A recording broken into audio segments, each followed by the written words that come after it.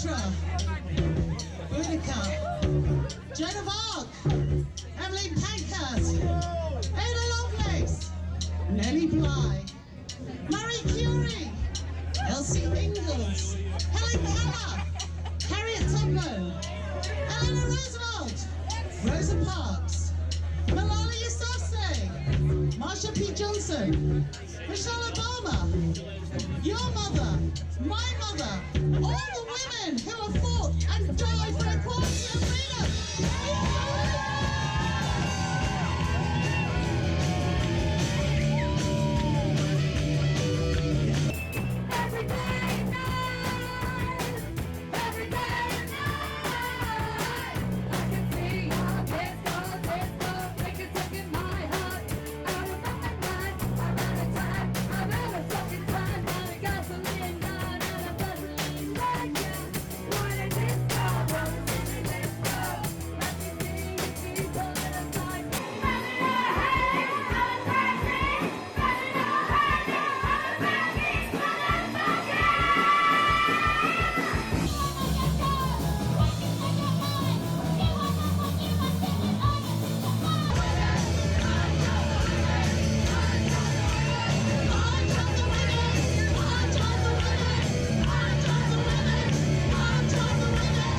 So much to say, and they've been told that they have to be quiet and you know, just maybe sing back up or whatever for so long.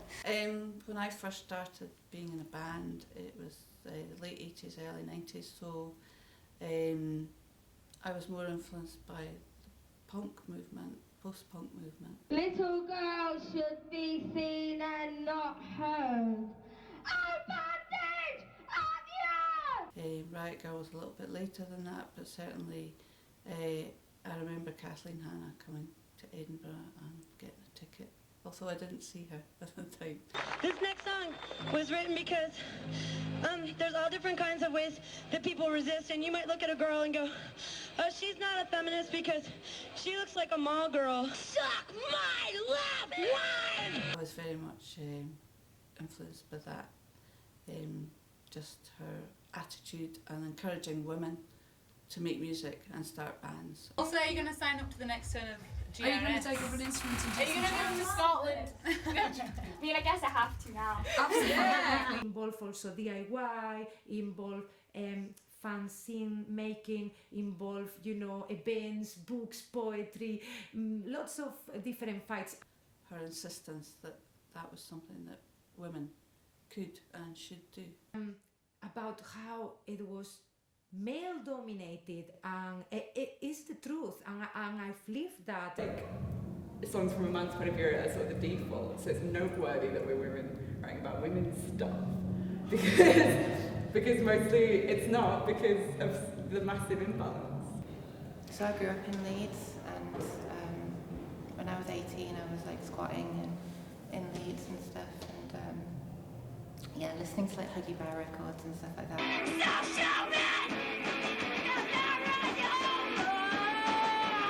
And it felt like it was talking about my world in a way that like a lot of other music just wasn't anymore. I'd kind of like crossed over into this like, you know, criminal subculture, and as such, like, it was really interesting to see music that reflected that so explicitly, and also like the queer experience of it was so explicitly stated as well, and that was quite shocking and refreshing to me. Like, I could get CDs from my library, so I'd like burn them to my computer, and I found like they had like the Be Your Own Pet album and Slater Kinney, and then I kind of worked backwards from there. And when I went to uni, my library had books on like Riot Girl, because it had like a really good section of like feminist texts in it. That's where I found out about like black feminism, and I was looking through and they just had all these like anthologies on Riot Girls.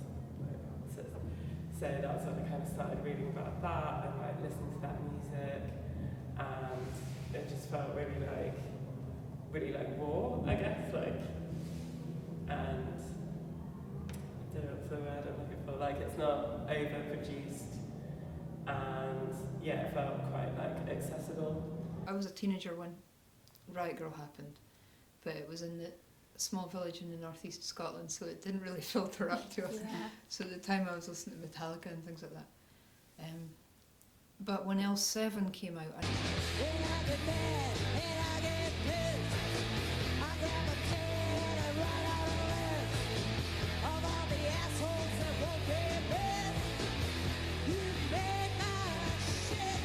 know they weren't really part of the Riot Grrrl movement so much, but I was really influenced by them because they didn't seem to think that they had to dress like Courtney Love. You know, they just wore like ripped jeans and dirty t-shirts and stuff. And so that's what really influenced me, because I was like, oh, because it almost felt like you couldn't be in a band in the 90s because, you know, like that girl in Smashing Pumpkins and everyone in Holt, and they're all, you know, it's all like little baby doll dresses and Yeah, makeup. they were all kind of cleaned up for the market. It was about a sellable product. So what attracted me to the Riot Grrrl movement, it seemed to be more about the community and just about making music, and not so much about what you looked like. Men have had their shot, and look at what we've got!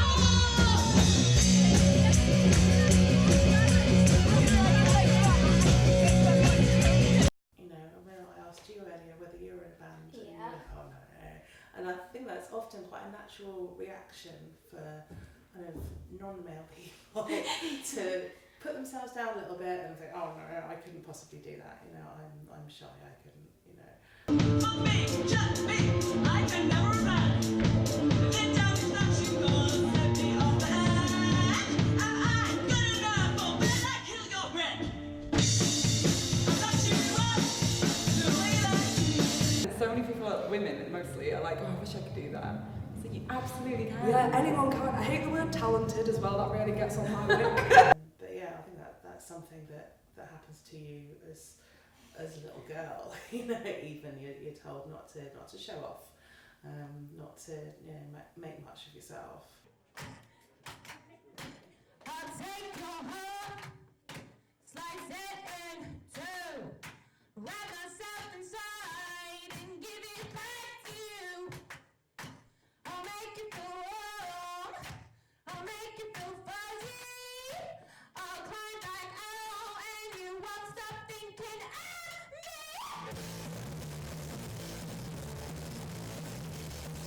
Be a woman, but also, you know, contradict What a femininity. woman, yeah, should Yeah. be. Parents tell you that you can't do it, or your boyfriend, toxic boyfriends, tell you that you can't do it and that you're shit, then you should just, like, literally fuck them. You are your own person, like, feel empowered because you can do, anyone can do anything if they Anyone just have can do what we self-belief. do, basically. Anybody can, yeah. And A Riot Grrrl is any person who identifies as a girl or woman, but the girl has like youth connotations, so I think it kind of sums up that kind of budding, kind of young kind of movement you have in yourself as a teen when you're discovering punk music, and you've gone through the cis-male bands, and maybe you've really liked it, but you still feel like there's something a bit missing, or there's something that just doesn't quite fit for you and how you feel. And so it's when you realise that you don't have to kind of hide or apologise for your gender, and you can use it to your advantage as a part of rebellion. But I would consider myself Riot Grrrl, because I think anyone can be Riot Grrrl. It's one of the main ways we describe ourselves as a band, is that we produce Riot Grrrl music, but in the way that it's inclusive for people, not just girls, but for non-males and people of whatever background they come from. Well, my band is like what I'm wearing today, like as an immigrant band, I will say. I come from the northwest coast of Spain. That's the flag from Galicia, independentist flag, and that's the flag from Cantabria. Okay, and this is Republican flag. She was saying melodic punk, and we're like, that kind of is a good word, because I guess before that we were saying Riot Grrrl more, but we're not in Portland and it's not 1993. Yeah. So I don't know how much we can say Riot Grrrl like in this day and age. I don't know. Is it a movement? Is it a genre? I don't know. I think enough about Riot Grrrl in a way, even though I like some bands. I don't know if I'm like as into it as I should be. I sort of feel like the Riot Riot Girl didn't come before the band. It sort of feels like now we're in a band. I'm like discovering. Yeah, Riot people Girl. tell us we're Riot Girl. And like we discover other bands who sort of are influenced by that scene or whatever. Women screaming and, you know, being loud, I think that's what influences more than anything.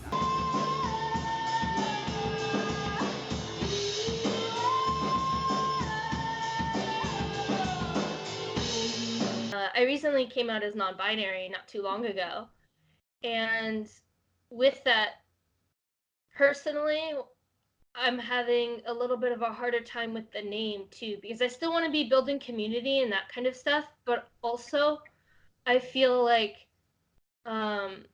being non-binary, I know that Loud Women is totally open to non-binary people, but I know other non-binary people may not feel as welcome with that name being kind of constricting.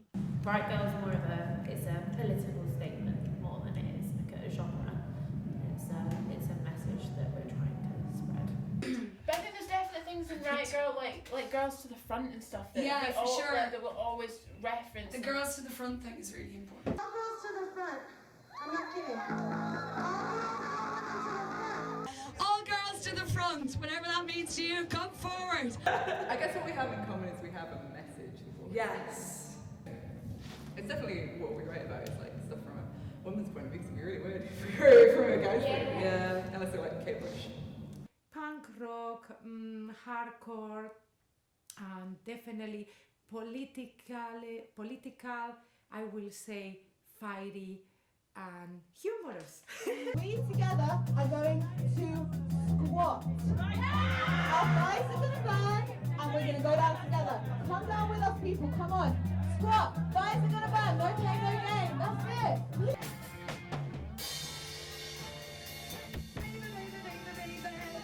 It was all about pushing boundaries, I guess, and we liked that.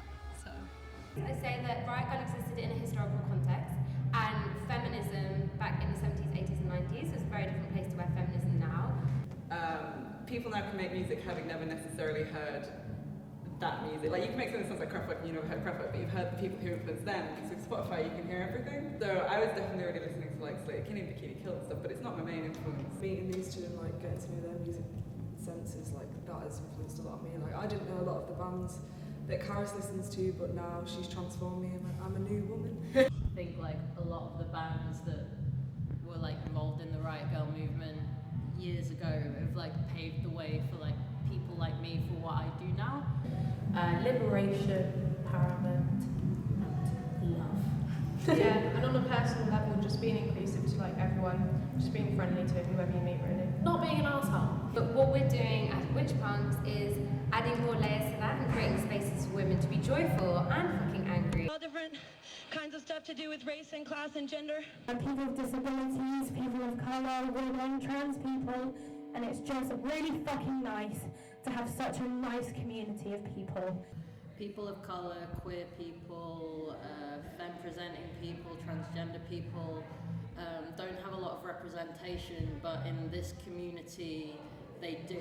Personally, if I'm doing a Sounds for the Cause show on that end of DIY, I do not take anything. I put in my own money to help fund things. Like one of the venues that I was hosting at didn't have a wheelchair accessible bathroom, but everything else about the venue was absolutely great. So I rented a porta potty, so that if someone in a wheelchair or that wasn't able to go up and down stairs could use the restroom and not have to worry, because I want to make sure that everything that I do tries to be as accessible as possible.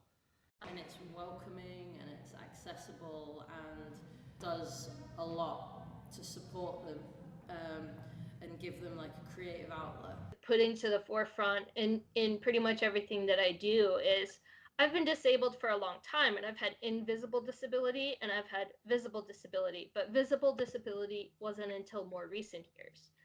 So to me, I think creating more awareness and talking more about intersectionality, and when we talk about intersectionality, including disability, the deaf community, and I think that that's probably the next the next cause that I would like to contribute to, because I think that people should not miss out on something that they want to go to just because there's not an interpreter. I don't want to give a blanket answer because different music cultures can breed various ideologies, and I want to say that DIY is inclusive of women or inclusive of trans people or people of colour, you know, or is entirely intersectional, but definitely the DIY culture that I practice and that Chunk likes to practice is as intersectional and open-minded and inviting as possible. And you should be welcoming people who want to be part of your community. The whole point is it's not exclusive. I think that's the whole point. Obviously to do with women's rights and LGBT, you know, rights big time. So if you have a little look, that was from Greg Chaos, who believes, you know, that hardcore and punk and everything could be LGBT, you know. I can see some lesbians have sneaks in the room. This song is for you.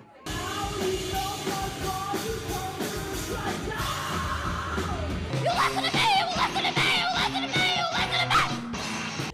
We are fucking delighted to survive to another International Women's Day. It's just such a long-standing battle, and whoever tells me that there's no need, you know, for us to fight, is like, yeah, well, live one day in our shoes and see, you know, how the inequality is everywhere. I think like in the hardcore scenes, like back in Norwich, they think, oh yeah, you guys would be cool if you weren't so political, because it doesn't affect them, so they don't think it's real. Yeah, realistically, being a female in the music industry is difficult, but then when you're also young on top of that, it's a nightmare. Where it's like male producers, male promoters, you know, male sound men. I think it's something that you don't really realise when you're that young, but then when it's systematic and it keeps happening over and over again. Sound technicians for me, that's my major one. People like thinking that there is no problem when it comes to women in music because they're men and they never experienced it. That's one of them. Men asking us, do we know the girl band, the Bangles? We'll do a sound check and then we'll watch another band sound check. This other band will be predominantly male, and it'll be, you watch it and it's like a completely different story. So they just want to rush us, like kind of laugh if we do anything, and they'll go, the male band will go on a sound check and the sound engineer will like, oh, hey up mate, you alright? Oh, how you doing? Shake your hand, all of this.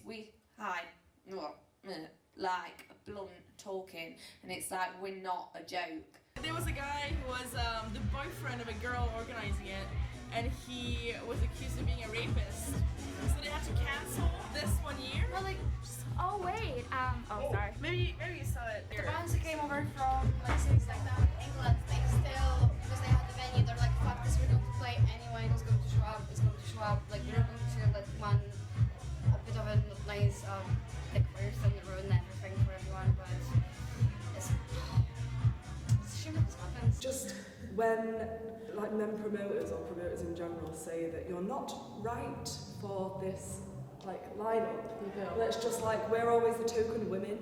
It's like all not always, but often. 99%. We put on lineups we're not right for, and when there's a lineup we're right for, but they seem to already have their quota of women, they seem less fussed about getting women on the bill.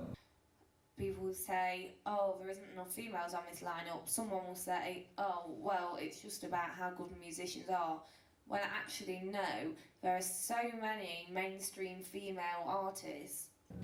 Like, we don't get put with similar genres, we get put on a lineup because we are women, which is a bit fucked. It's, you know, something that we're criticised by you know, usually, you know, you kind of hear that, kind of, you know, oh, well, you should just choose people on their music, and we do, and, you know, our festivals and our gigs are really rigorous, that we really do put on the best music.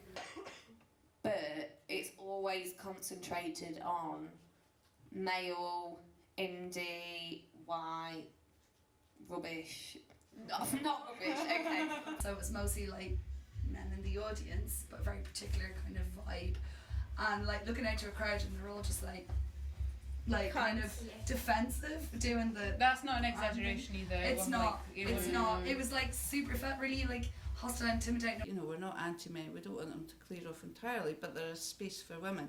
They haven't, up until this point, they were not prepared to give up that space. But they're giving up that space now because they have no choice, because we're putting on the gigs and we're inviting people to play. So that's how we're turning it around.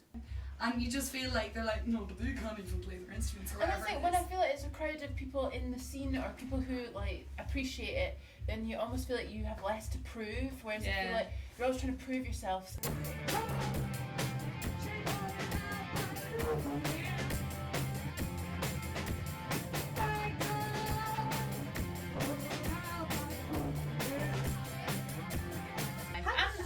And some men. Hashtag not all men. It's virus, but some. Yeah, there's some guys who are kind of like around Edinburgh music promoting or putting on gigs, whatever, who are amazing and like really understand what you're trying to do. Pushing as far as you can if you are a woman in music, and we need male allies, like people at the top, you know, and people in other bands to be like, hey, fuck off, that's not okay. At least it's pushing us towards the right communities, because the kind of promoters who maybe don't have the best ethos and tend to have very predominantly white male cis lineups don't book us. And then the promoters who have a cool ethos and are much more inclusive, like Sarah's Bomb Twist and people like that, it means we end up in the right place with the right people. Loud, if you don't know Loud Women, they're a festival and a magazine, but they also do lots of promotions and stuff. It started off as just one gig that I wanted to put on. I was in an all-woman band and wanted to put on a gig where you know, our friends that are in bands could play as well, and that we wouldn't automatically be put kind of bottom of the bill because we were women. It was great, so we did it again and again and again, and we've been putting on, me and my mates basically have been putting on gigs every month at kind of small venues in London, and we've been running a festival now as well every year for the last, well, this year will be our 4th year. So I think it's nice just knowing that there's a whole group of people who are trying to change things. There's a lot wrong with everything in our society at the moment.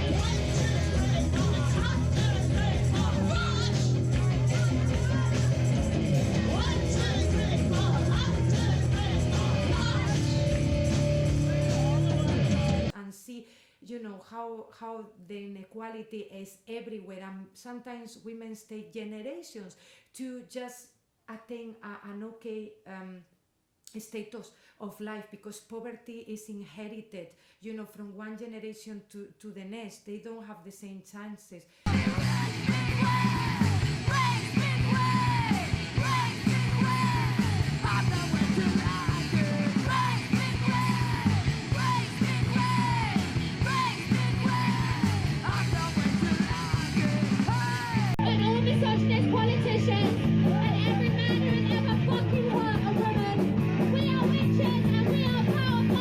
Women up until 1990, sort of 4 or 5, were being sent to have these illegitimate children in secrecy.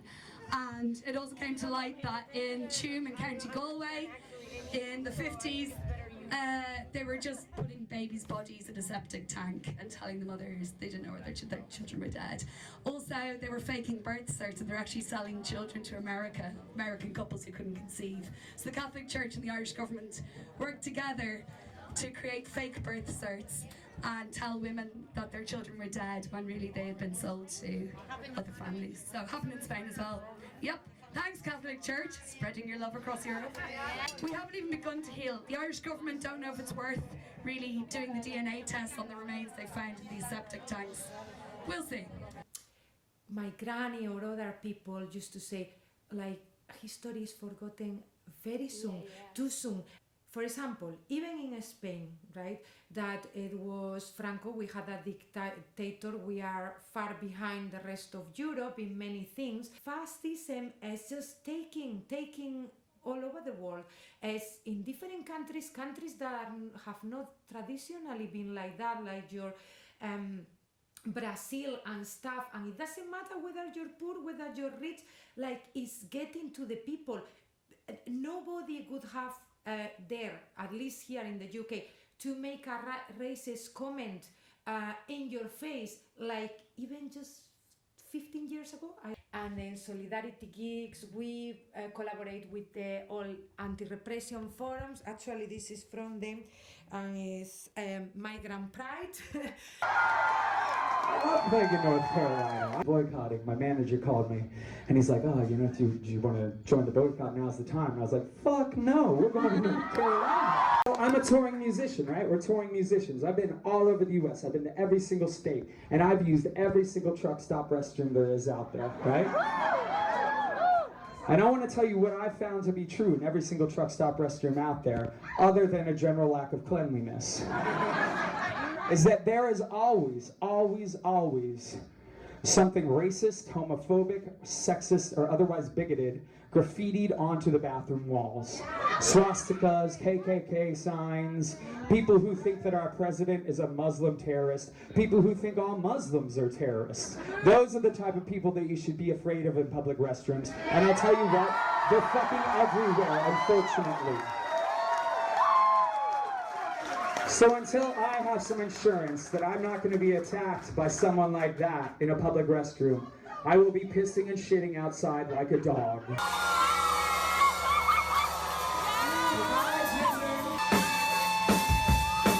Sasu from the Basque Country, this is 8 young guys that they are asking for 65 years of prison for a bar brawl, like more than, you can kill 3 people basically for that, because it was with a plainclothes police that was having a drink and was not even on duty or anything like that. And yeah, so that's fascism for you in Spain. We've forgotten a little bit to keep supporting our Northern Irish cousins and friends and sisters and everyone in Northern Ireland. The fucking bullshit continues. Marriage equality, nah. Trans inclusion, abstract concept. Like abortion rights, women are still travelling. Women and pregnant people still travelling for basic health care. The fact that in Edinburgh there's quite a lot of TERF, transphobic actions going on. We have to keep fighting for every fucking woman, every person who wants to identify as a woman who is here. I mean, people are very, depending on the spaces and the times, sometimes they feel very comfortable crossing boundaries. And sometimes people feel comfortable crossing boundaries simply because you're an artist or simply because you're in the crowd. There's numbers on the back of the cubicles in the toilet that you can call if you feel uncomfortable at any point. This song is about acting against that and making sure people that abuse their power over people that may appear weaker than them, that don't get involved in festivals like this, they don't come here, it has no place for them. Because I dance like a crazy person, eclectic, electric, but I don't need to hit anybody in the face. I don't get joy because you can think, well, once, fair enough. But if all you do is elbowing people and putting your big Martins through, somebody's ribs, well, sorry, no, it's not about pogo, it's about you being a cunt. Everywhere we play, we talk about consent, which is this idea that sex is great if everyone involved wants to do it. So if someone says no, it means no. If someone's really wasted or unconscious or too drunk or is taking shitloads of drugs, they're not really in a position to give their consent. That also means no. And I don't normally talk about abortion when we play, but I think this time I just want to say that we are very firmly a pro-choice band.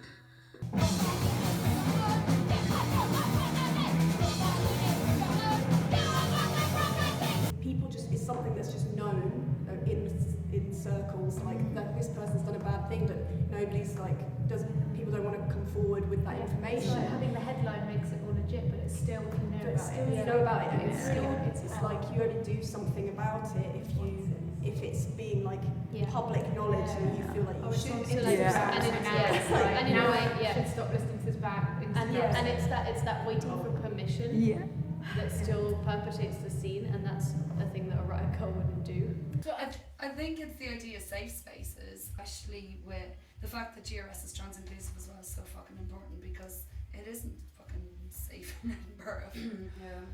I would always use the hashtag safe space DJ, because I want people to know that where I spin for that, or where I spin at any event really, like I want them to know that it's a safe space, and if there's something going on, they can come to me directly, and I'll make sure security knows, or the right people at the venue know, so that they're aware of this and that they can take care of it so that it doesn't become a bigger issue. He was like, oh, they're really good, I really like the new album, and they've got this song and it's got these lyrics about like rape and stuff like that, and it's really cool that they're using their platform to do this. And I was like, it is really cool, however, they are a band of white middle class men. There are so many other bands that are full of women and non-male people who are making the exact same music, sometimes of better quality, with the exact same lyrics, but they just don't get the recognition. And the fact is they're singing about things that affect them.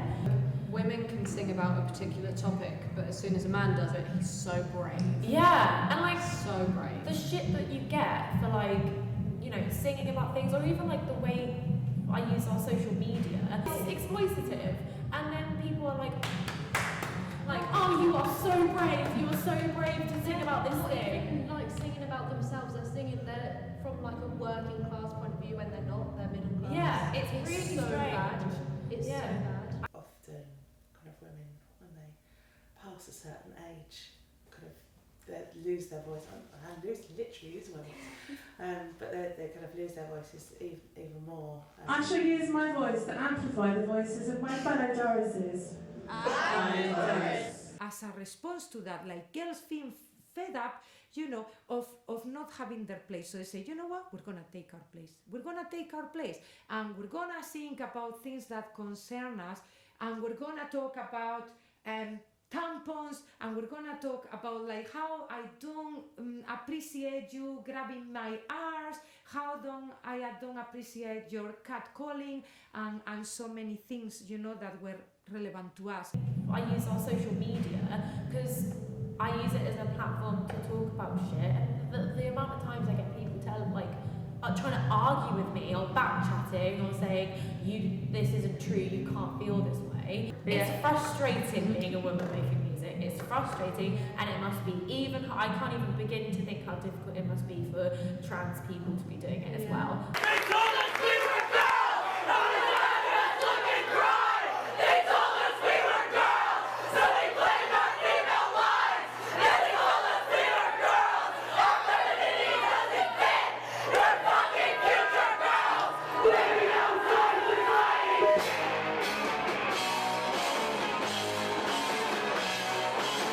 Just playing gigs, like in a rock covers band around Aberdeenshire, and playing in some really shithole places, and just getting like physically attacked all the time by dudes in pubs that didn't like what I was wearing, even though this is pretty much what I was wearing. And then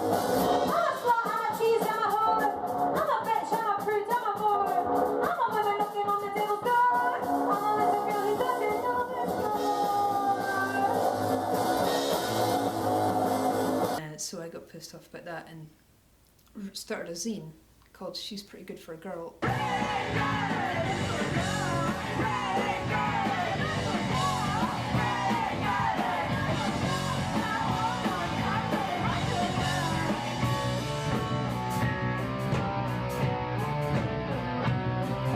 People in the zine were saying the same thing.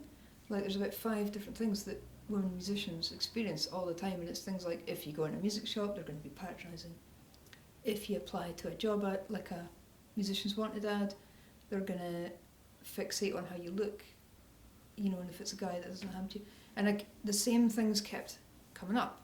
I remember telling like a family friend about Girls Rock School, and I remember he was really taken aback about, like, he didn't understand why it needed to exist, and he was sort of a bit actually offended, and he was like, well, if it's only for women, isn't that discriminating against men? But then And it's sort of like, you could set up a boys' rock school if you wanted to, but it's called Just Being a Lad. Just with a Being a Guitar. Lad. And then one of the interviewees, I think it was a band called Girl Fight, and they said, oh, there's this rock camp where they are, I think they were in Vermont or somewhere, and they said there's this rock camp for little girls, and it was the first I'd heard of it. I think the people that set up the rock school in Canada must have been influenced by Riot Girl. Yeah. You would assume. Yeah. Because it came out in about 2000 and it became a global movement. Girl Rock School, which is an amazing project which encourage women to get into music, and they do class for women to learn to play instruments.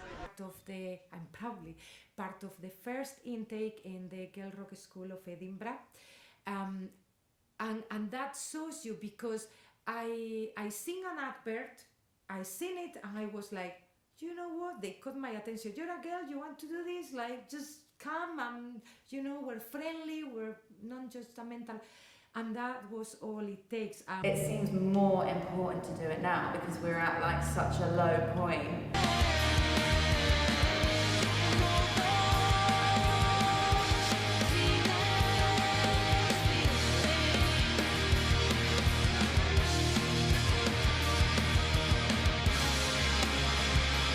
I used to go to gigs all the time. That was like my main preoccupation in life, but it was kind of frustrating at the same time, because even though I was actually really fortunate, there was a lot of like strong women role models around me at the time and within the scene where I grew up, but still most of the bands that were coming through were made up of men, and I just really felt this like difference, I guess. I wanted to do it. I didn't want to just be this sort of just watching. Yeah. I weirdly think because of the patriarchy at one point where I was a token, like people were like, oh, I never see any female drummers, that made me feel when there were more like females in bands, I was a bit like, oh no, intimidated. My gimmick, I was like, oh no, now I'm not special anymore, and that's other men that made me feel like that. As femme presenting people, we're automatically almost encouraged by society to be competitive against each other, and it's so wrong.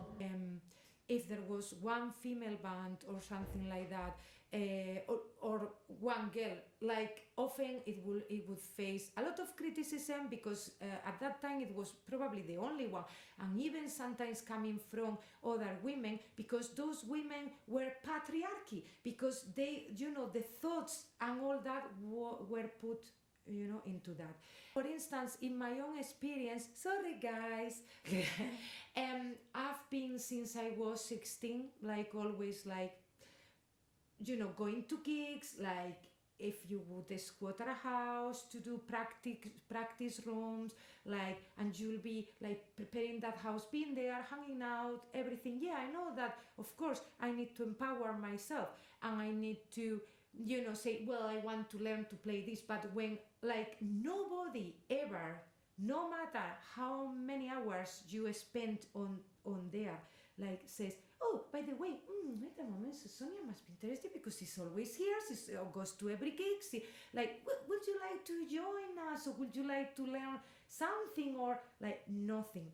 Riot Girl-ism is more relevant in the scene because we need to kind of be unafraid to kind of be the first to push past that barricade, and I think there's still a lot of fear to do that. It's kind of encouraging women to take part in music and to recognise that that they are just as entitled to do so as anyone else.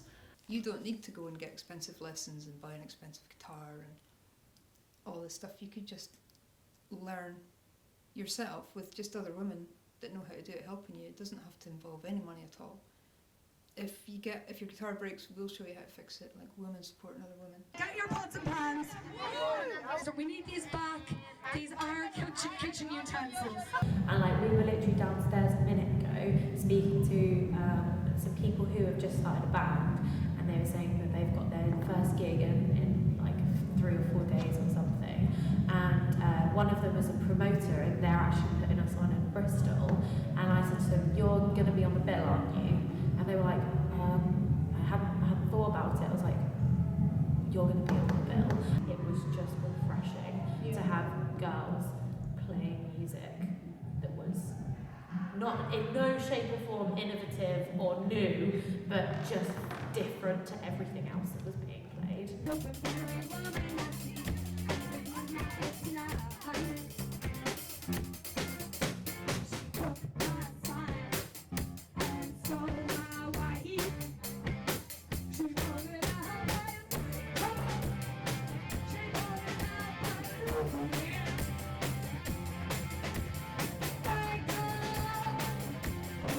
I love the way that you can literally just feel out the most technical bass riff. You can feel stuff out and it'll be like, you know, it's here, here, here, and here. And like, sometimes when I play with my male bandmates, they'll be like, yeah, so it's the diminished F flat chord, and then you have to go right over there to the major, and if you do that with your little finger, it's like, obviously there's nothing wrong with that, but I learn better the way you learn. I've got a song in my band, I Doris. It's my favourite song I've ever written. It's called Wonder Woman, and it's that thing of like when you're female, you're often expected to not only do everything. It's like women are often praised as kind of multitasking, which just means that they just get everything dumped on them. But to not only do all of those things, but to do them all really well as well. So you're expected to be, you know, in my case, a brilliant mother, and you know, great at your job and great at playing your instruments, whatever. So my song is about, you know, just giving yourself a break and saying it's okay to just be a bit mediocre at everything because look at all the different things that you're doing. I work full time, and then to go to band practice and then do gigs, it takes so much energy out of me, and I struggle with mental health problems. And to do all of that, it's really, really difficult, and I don't think there's much support. Because they were all men, and it was all about being proficient and making money out of music and about what they looked like in their image and their egos and all the rest of it. And really, that doesn't matter. And it's only when I started playing music with women I realised that really doesn't matter. This song we've played a total of 3 times, 2 of which were in the toilets here tonight to practice. I think another thing is that if you're not shredding and you're not screaming down a mic and you're not banging the drums consistently loud for the whole thing, then you're not good. Finding your way around your instrument through playing in a band as well, which I think is a really fun way to learn, because you get that motivation for playing with other people. And yeah, it's just like, I guess it's almost like your songs are like more honest, because you kind of just do what you can with what you've got, and you still manage to like, you know, write your album or what. Like with Riot Girl as well, like they were kind of proving that you don't have to have had like years of expensive lessons or anything to be able to like pick up an instrument and like have your voice and say what you want to say. It's actually like everything's so fucked, you don't really have time to feel inhibited. So like we want to encourage people to not feel inhibited or intimidated by like a lack of technical knowledge, or like a lack of, you know, not knowing how guitars work or how drums work, but just to like fucking get stuck in. Last night we played a song that we barely knew, and you know, we had just had a great time doing it. It's the fact that we're making music when we don't know what the fuck we're doing. Yeah, yeah. Actually, the DIY thing, that aspect of the Riot Girl was really. That's fucking real, because like brilliant. TRS, Yeah. we came from Girls Rock School, yeah. So that idea, just like not having inhibitions and trying, like just taking up an instrument, and even if you don't know how to play it, just figuring out. Basically what lads would be doing when they're like 13, 14, jamming and figuring out how to play an instrument, we're doing a little bit further down the line. It's that thing of like, when you've got that relationship with an audience as well, you can kind of, you learn more about what you want to do with the songs, and we are very much about figuring out the songs as we play them live rather than rehearsing them. You know, it's like things that work and things that definitely don't work. And you don't have to be a Wonder Woman. It's just, you know, just get by without actually losing your kids on the bus or stabbing your boss. Fiona's got the philosophy of if there's wrong notes, it's more punk. have a song called DIY. It's about being self-sufficient in a capitalist patriarchy.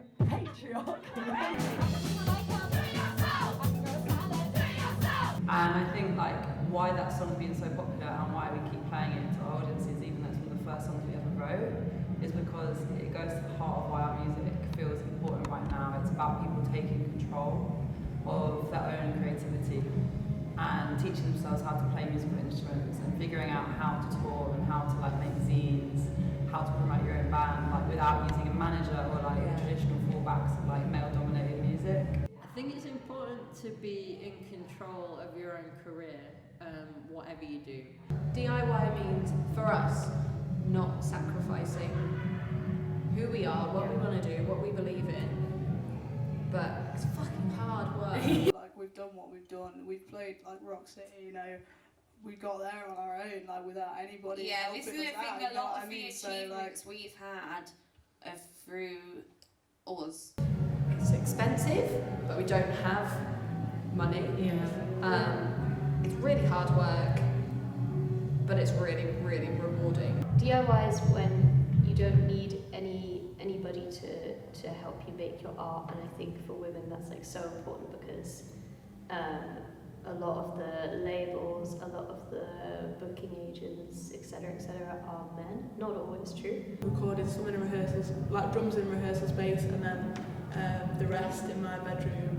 Made this vocal booth out of like my wardrobe and a bit of blanket. Worked quite well actually. The music industry, the indie music industry, the punk music industry is gatekept by men. Well, being DIY, to me, especially in reference to like Sounds for the Cause and things like that, it would not be possible without working together and collaborating and working for the community. So a lot of people are doing this out of passion. Seeing strengths in other people that you maybe don't have and bringing that into your circle, and it being so collaborative and appreciative and respectful, and you kind of work off a quid pro quo system, a trade-off.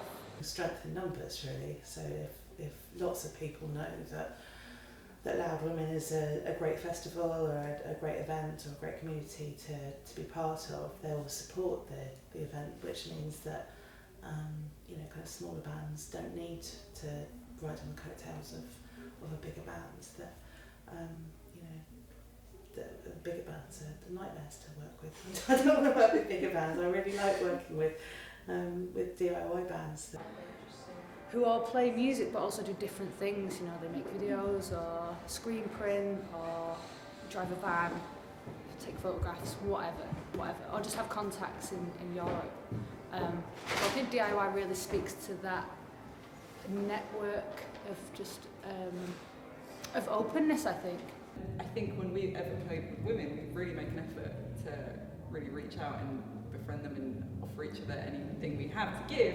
And I think more of that is needed from men. Like, we need men as allies. I don't know, it's like there's like people in bands, but there's not like a separation between like who's doing sound or who's doing the door, who's putting on shows and stuff. It's kind of like everyone's a lot of support network that makes all those things work. When it comes to people who, like the bands who came out from it, who actually kind of got big in the way when it comes to, they got songs like on the radios and not only toured in like US, and even like the ones from Glasgow, they've been like to Japan, and without the network, I guess like in a way network of people, but also people who are basically in the same boat as you, that you don't know what you're doing, but you've got people who are can help you out. So it's like, I don't know what I'm doing. It's like, it's fine, I can help you, instead of I know what I'm doing. It's like, move on.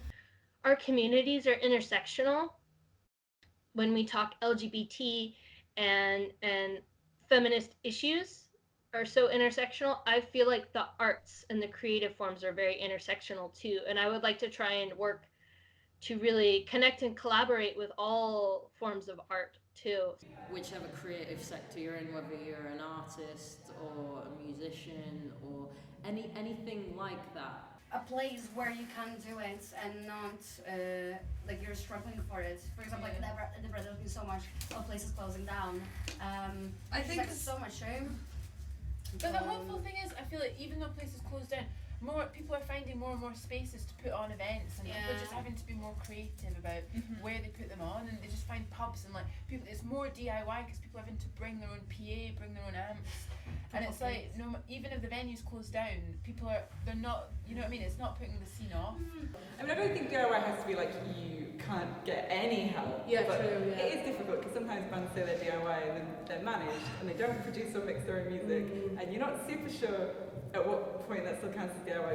Not being, you know, called a sellout for releasing music on a record label or things like that, because although bands will sign to labels and have representation, press people, things like that, a lot of the behind the scenes stuff of being in a band people might not describe as punk, but a lot of it's just boring admin and sorting things out, and I think it's good to have help. All forms of DIY are absolutely beautiful and amazing, and I think that we should all just be interconnecting and working all together, because that is the whole idea of DIY.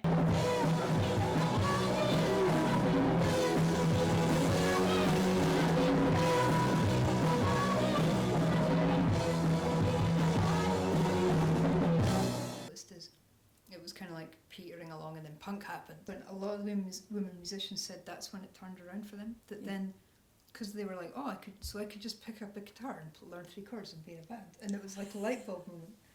Punk is just kind of being who you want to be, and not really caring what other people are expecting you to be. To do with being very loud about who you are.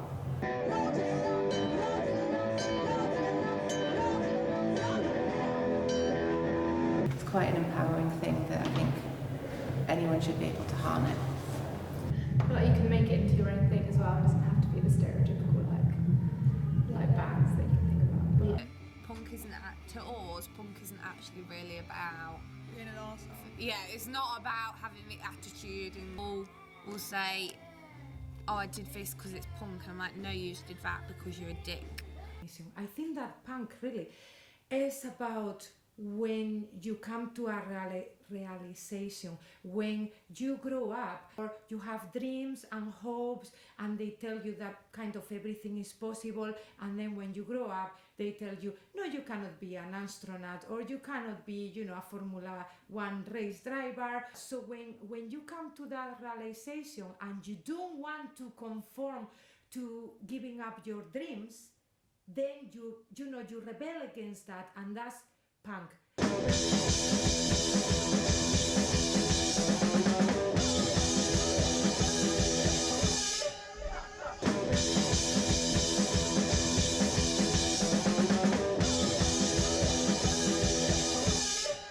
Cheerleaders are super punk for their positive message.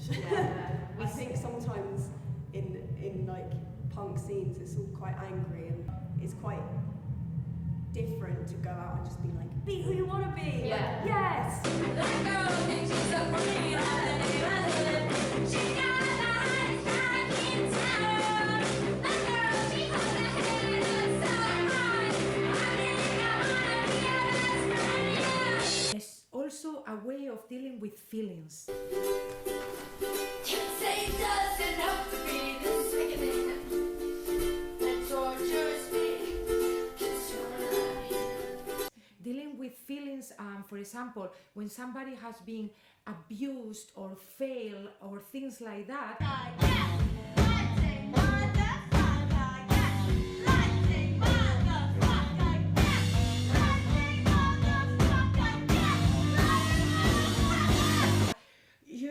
You're like, again, it's this enchantment. It's like, well, this is not what I thought it was going to be. And in order to deal with that, some people, we feel closer to punk, to that energy, to allowing those feelings to come out in a way that I think is actually quite good, because if you keep them inside, like, that's not so good. And I'm telling you this as knowing, because I to deal with mental health. Something I retweeted on Twitter that was like, you cannot be punk and right wing, and that's fucking true. Like, you cannot be punk and right wing. That's the complete opposite of what punk is. Punk is anti-establishment.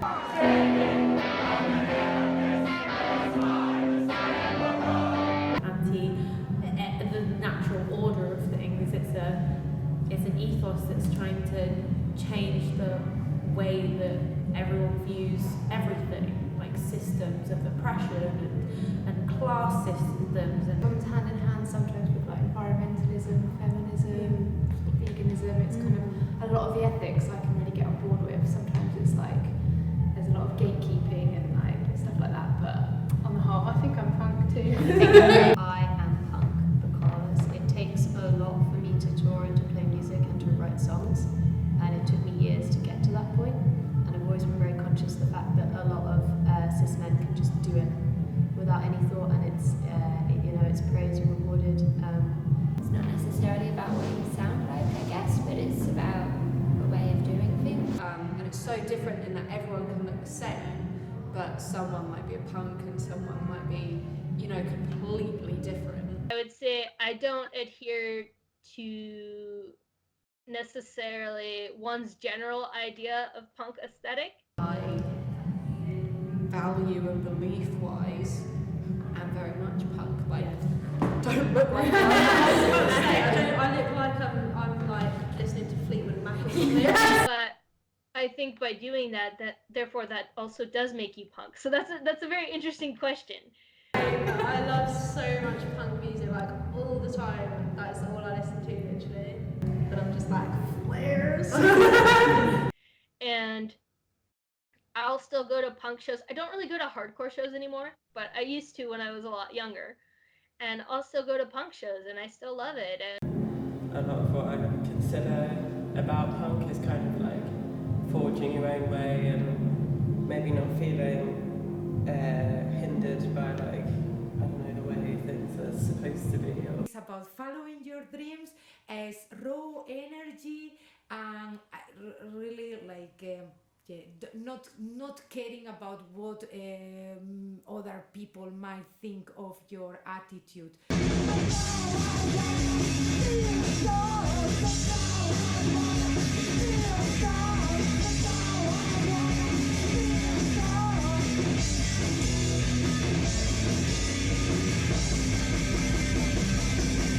But like I was even thinking like, could you find a female producer, like someone who kind of understands, and that would be amazing, like to have that scene within Edinburgh, so you don't have to like look too far afield, so that you can actually have that ownership over the production of the music. So you're not like, oh, we have this amazing live scene, and then you go and some guy's going, hey, I'll just put a bit of filter and make you sound like you're in a cave. Like go to a gig and just half of all the musicians. That's a good. I just want to walk in and just Yeah. kind of an even amount of different types of people playing instruments. And then there'll be an equality. There'll just be literally an equality between You know what men I think and for women the future in as music. well, and I know GRS are really keen on this, is a lot of the girls' rock movement, the schools, they actually work with young people.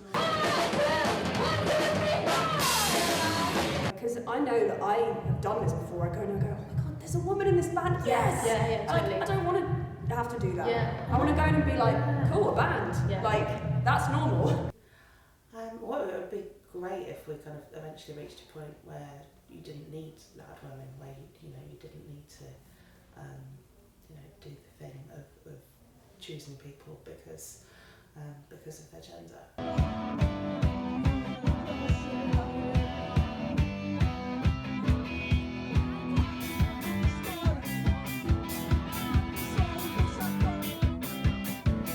And now, I see that everybody is awaking, have woke up, and they're uniting and they're doing lots of things.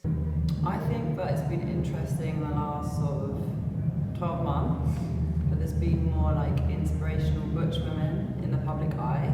I'm thinking about Nanette, Hannah Gadsby, and I'm also thinking about Charlotte Prodger, who just won the Turner Prize.